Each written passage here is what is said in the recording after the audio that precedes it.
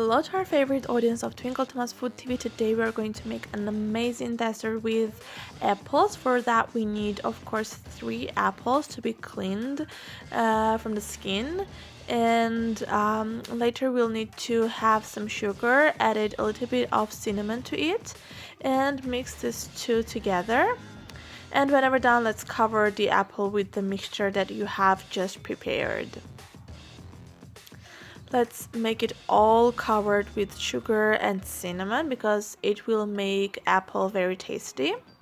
And whenever done, all you have to do is cut down the dough into some long parts, like as you see in the video. We'll need to cover the apples with the dough. If one is not enough, let's repeat with the second one.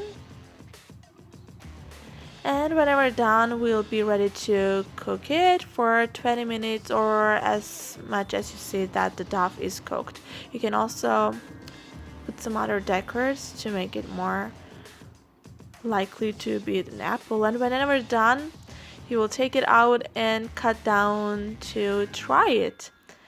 We hope you will like it. Good appetite!